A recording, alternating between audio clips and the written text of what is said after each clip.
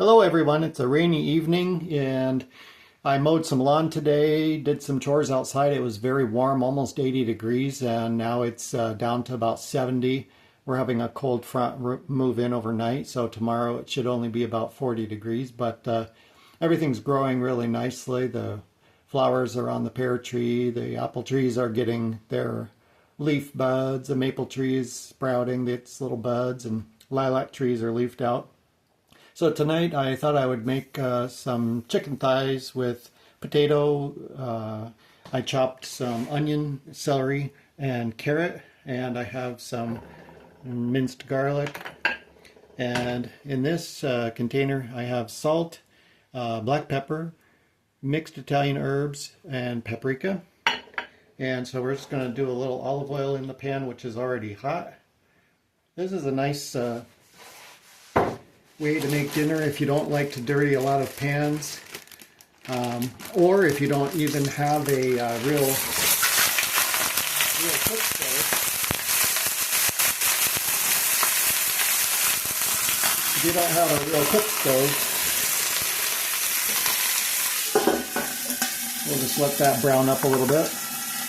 The oil is splattering because there was a little bit of liquid in the chicken thighs. I could have probably patted them dry with a paper towel, but it doesn't matter. So we'll just let those get a little bit brown. They were actually in the freezer. I had them in a large Ziploc bag, and I put them in the microwave on defrost for maybe, 5 minutes, just long enough so I could separate them from each other.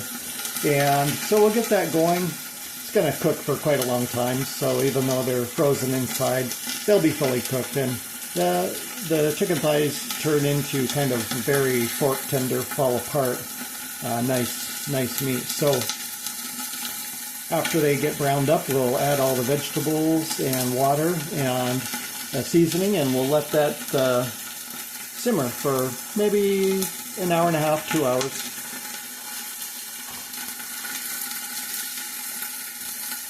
Another way you can do the same meal is by putting everything into a crock pot and cooking that on high for 4 hours or low for maybe 5 or 6 hours. But I didn't want to spend all that time waiting for it.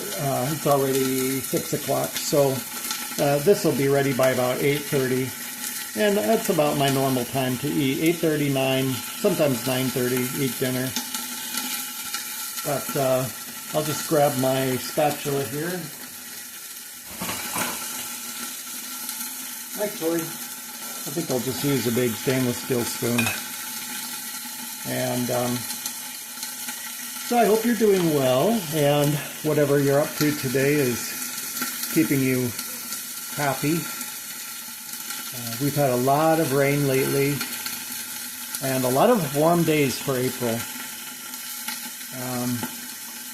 Tomorrow night it's supposed to go down to the mid-20s, and again on Monday night, so I hope that all of this nice greenery and growth will not be shocked by the cold nights. We have peonies, which are almost knee-high now. Let's see, the azalea plants and the rhododendron, those are kind of coming in. You know, you can see the fresh green leaves on those. So I hope everything doesn't get zapped. The lilies are pushing through the ground. You can see the little starts pushing up through the ground. The hostas are already, 6-8 inches tall. And so everything is really moving along quickly because of the warmth. But we'll see. Maybe after the next 2 nights, that'll be the end of the cold. I'd like to go to the local greenhouse this week and get some tomato starts, cherry tomato starts, and some little starts of alyssum. I'm going to plant some alyssum around the rock borders of the flower beds. So.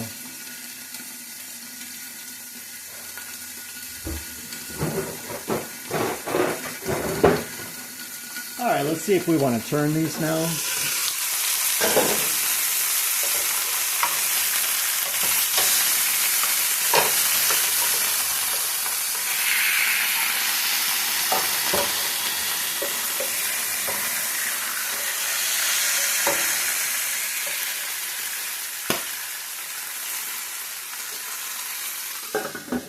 There we go.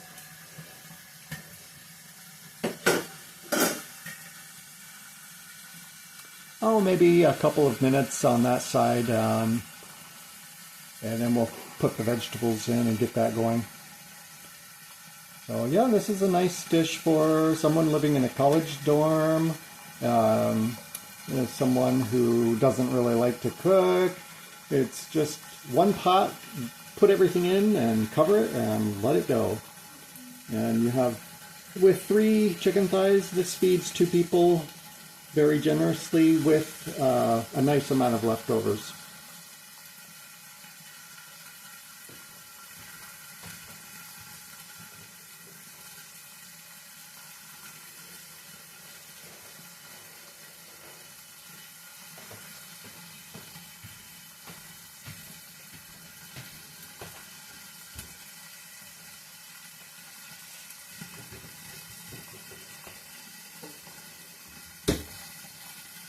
Got some nice honey wheat bread today from a local baker. It's really, really heavy, but soft and fluffy, so I think that'll make nice sandwiches.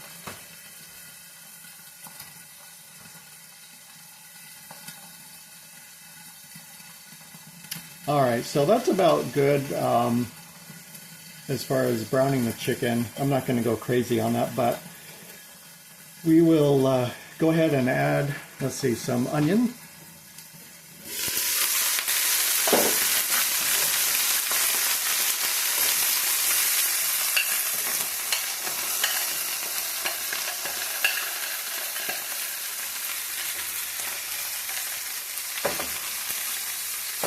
And the celery.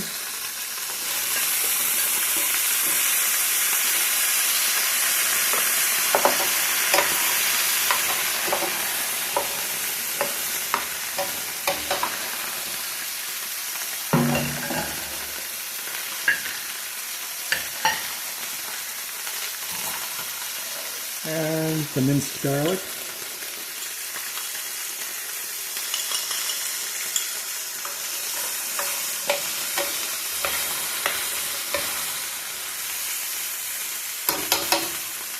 Oh, that garlic smells really good. And the carrots.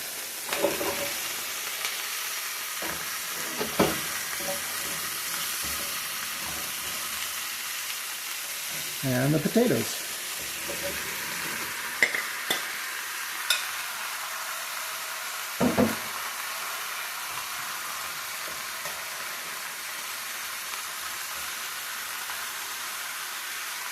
And we'll go in with our salt, black pepper, paprika, and mixed Italian herbs.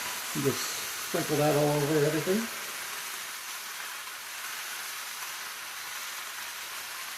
It's probably 2 teaspoons of salt, a teaspoon of black pepper, closer to 2 teaspoons of paprika, and about a tablespoon of Italian herbs. And then what we will do is add some water. I want this to be about half full of water.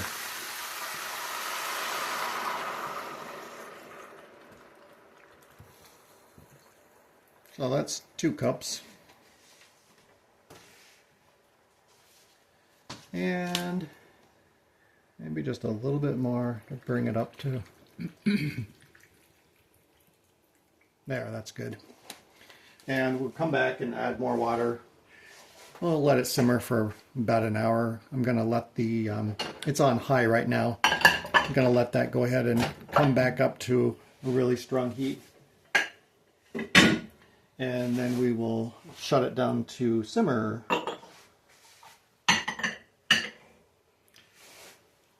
Other than peeling and chopping the carrots, celery, chopping the onion, celery,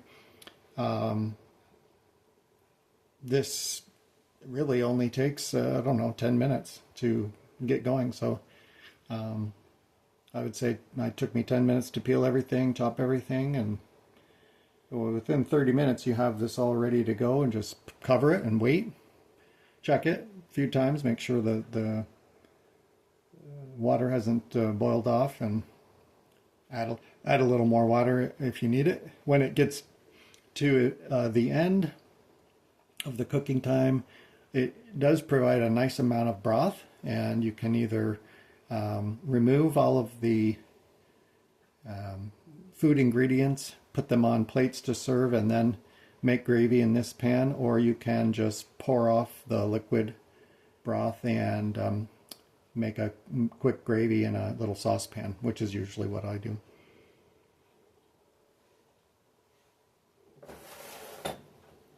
I like this electric skillet.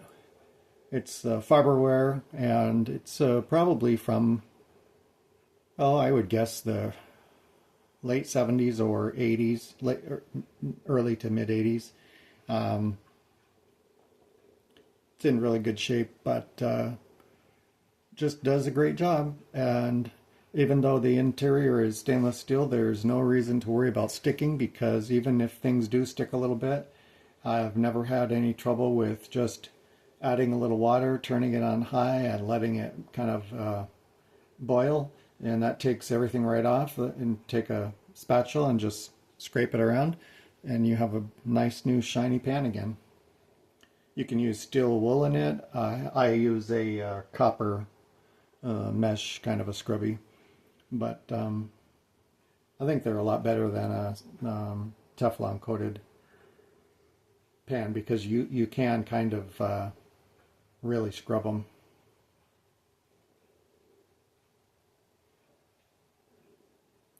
My griddle is covered in Teflon coating, and it does a really good job, but I've had it for a couple of years now, and I noticed that that initial slick kind of feeling of the Teflon is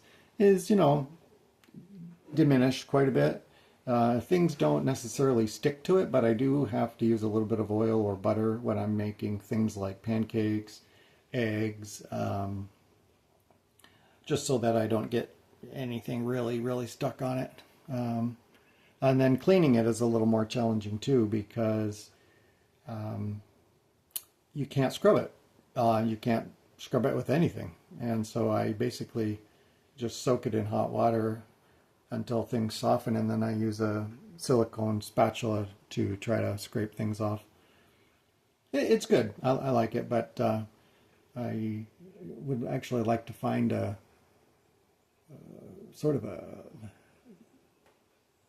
stainless steel griddle, electric griddle. I'm thinking maybe a cast iron, but I don't know if they make a cast iron electric griddle.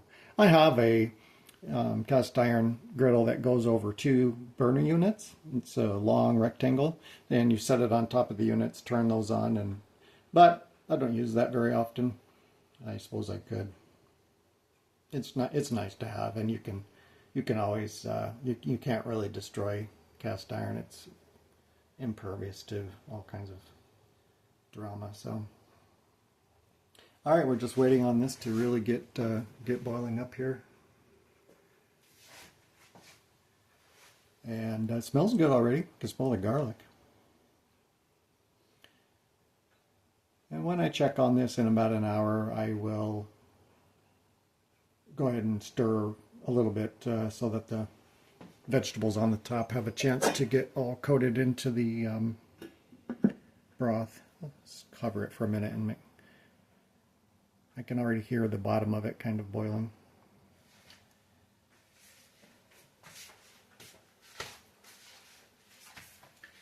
I've been enjoying these lately. This is a Gallia melon. I don't know, do any of you like this? They're really good. And this one is ready to be opened up and cut into. I have like a cross between a honeydew and a cantaloupe, I believe. Hybrid. Earlier this week I had a canary melon that I cut up. Boy, that was good. It was very sweet. But the Gallia melons around here tend to be sweeter. If you buy a cantaloupe in the winter, I don't know where they come from, but they're just not very good. So I've switched to the Gallia melons. Okay. It's just about starting to boil, so I'll go ahead and shut that down to a simmer. And I'll come back to you when we're ready to plate it up so you can take a look. Thanks for hanging with me. Bye-bye.